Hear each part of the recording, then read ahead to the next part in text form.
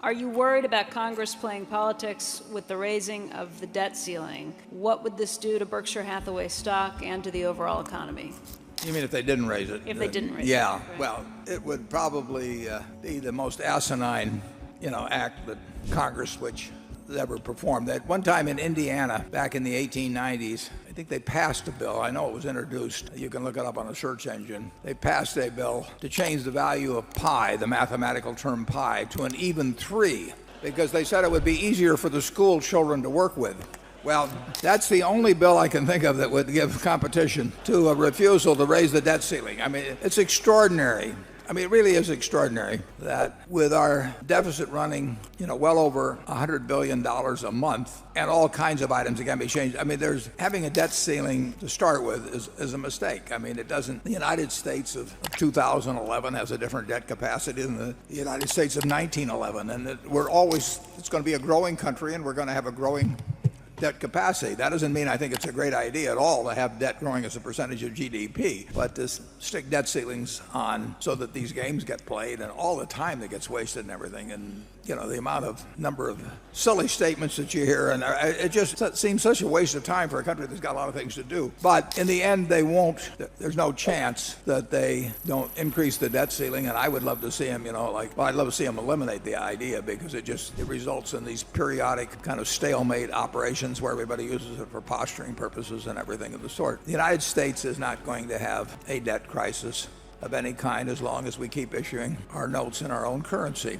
The difference between being able to borrow in your own currency and having to borrow in another currency is night and day. The only thing we have to worry about is the printing press and inflation. And if you're a member of the European Monetary Union, you have to worry about, you can't print money. You can go and get your co-members to try and help you out. But giving up the right to issue debt in your own currency is a huge step, and the United States has not done it. I don't know whether we've ever issued U.S. bonds in any other currency, but we certainly haven't made a habit of it. And the Japanese, incidentally, which have a very high ratio of debt to GDP, also have consistently borrowed in their own currency. And believe me, when it's time to pay somebody back and you have a choice of paying, and you're forced to pay in somebody else's currency versus paying in your own, it's an entirely different proposition. Matter of fact, Charlie and I, we were trying to buy that bank back in Chicago. Yeah, in Chicago in the late 1960s. And this was a time of really tight money, and tight money was different then than tight money is today. I mean,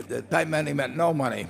And we wanted to buy this bank, and the only place we could find some money, I think, was in Kuwait in dinars, wasn't it? Kuwait, you got dinars. Yeah, and I thought to myself, and Charlie concurred, who the hell knew what they were going to say the value of the dinar was when we went to pay it back? I mean, it was not something over which we had a lot of control. So we decided not to borrow the money in dinars, even though I kind of wish we'd bought the bank.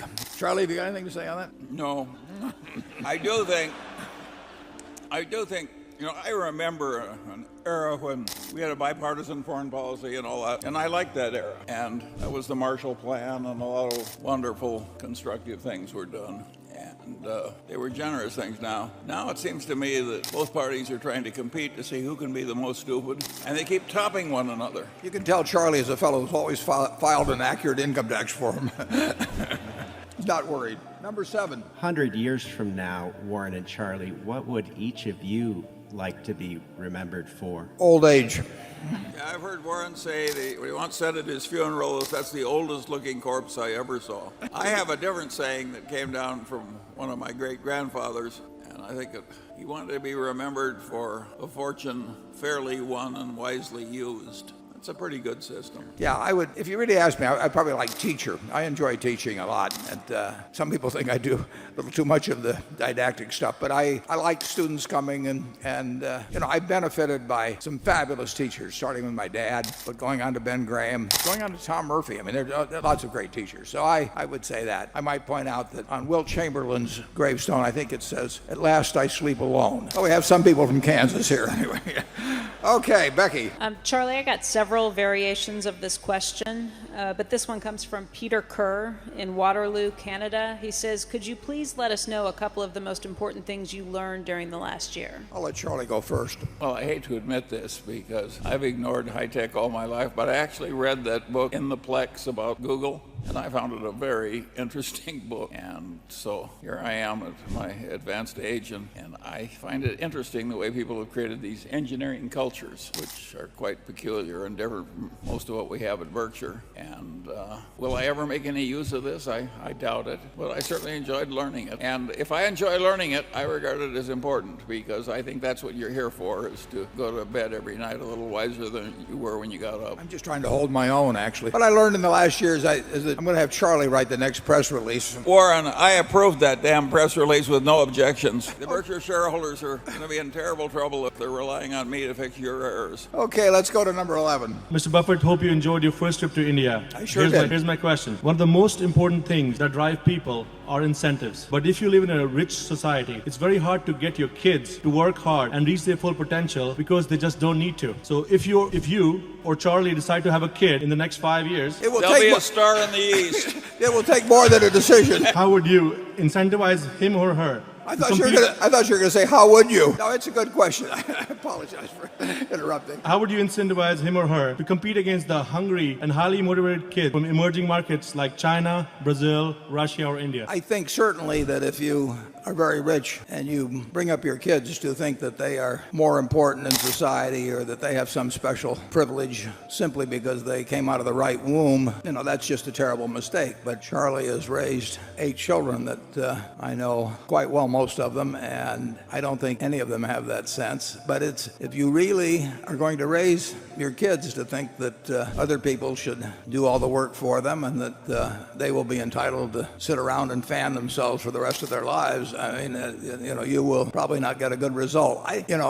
Charlie's been rich most of the time when many of his kids were growing up. Some of his kids were growing up. I've been rich while my kids were certainly when they got into high school and college. But I certainly didn't want to give them the idea that they were special just because their parents were rich. And I don't think you necessarily have to get a bad result or have children that don't have any incentives simply because their parents are rich. The one thing I don't think you want to give them an incentive to do is try and outdo their parents at what their parents happen to be good at. I don't think that makes sense whether you're a professional athlete or a rich person or whatever it may be, a great novelist or you name it. But I really think if you're rich and your kids turn out to have no incentives, I don't think you should point at them. I think you should probably point at yourself. Charlie?